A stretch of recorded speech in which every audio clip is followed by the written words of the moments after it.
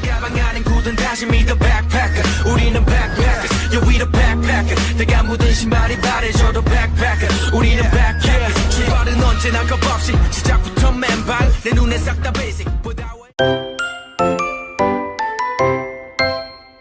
Hierarki peraturan perundang-undangan. Skelsen mengemukakan teori Steuven Baudet-Recht atau The Hierarchy of Norms, menjelaskan bahwa peraturan perundang-undangan yang lebih rendah harus didasarkan pada peraturan yang lebih tinggi. Peraturan yang lebih rendah tidak boleh bertentangan dengan peraturan yang lebih tinggi. Untuk lengkapnya pelajari materi berikut. Produk hukum dan hierarki peraturan perundang-undangan. Produk hukum adalah segala bentuk ketentuan tertulis yang dibuat oleh lembaga berwenang dan memiliki kekuatan mengikat masyarakat. 1. UUD 1945 Dasar Hukum Tertinggi Negara. 2. TAP MPR Ketetapan lembaga tertinggi terkait kebijakan dasar negara. 3. UU Aturan umum yang mengikat seluruh warga negara. 4. Peraturan pemerintah penjabaran lebih teknis dari UU. 5. Peraturan presiden kebijakan presiden untuk melaksanakan peraturan pemerintah. 6. Perda provinsi aturan tingkat provinsi. 7. Perda kabupaten atau kota aturan tingkat kabupaten atau kota.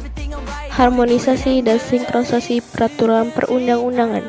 Tujuan sinkronisasi 1. Mencegah tumpang tindih, saling berterkaitan dan saling melengkapi antar peraturan. 2. Menurunkan jenis pengaturan agar lebih detail dan operasional. 3. Meminimalkan risiko pembatalan atau gugatan. Sinkronisasi vertikal dan horizontal. 1. Vertikal kesesuaian dengan peraturan di atasnya dalam hierarki peraturan perundang-undangan. 2. Horizontal kesesuaian dengan peraturan sederajat atau dalam hierarki yang sama. Konsekuensi gugatan 1. Peraturan yang tidak memenuhi sinkronisasi dapat digugat tergantung pada jenisnya.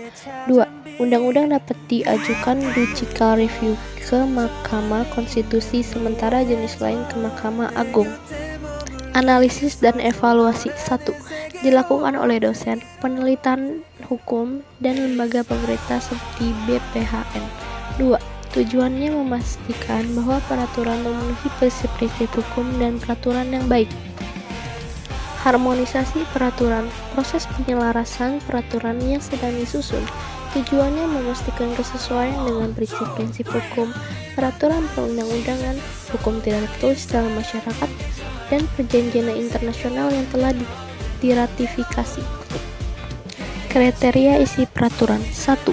Tidak bertentangan dengan Pancasila dan UUD NRI tahun 1945. 2. Harus memiliki cantolan terhadap pasal UUD NRI tahun 1945. 3. Isi harus searah dan mendukung peraturan di atasnya. 4. Norma hukum yang ada harus dapat dilaksanakan. 5. Istilah harus jelas, tidak menimbulkan penafsiran yang bermacam-macam. 6. Harus selaras dengan upaya melayani kepentingan rakyat, memperlihatkan rasa keadilan masyarakat, dan tidak berpeluang terjadinya korupsi.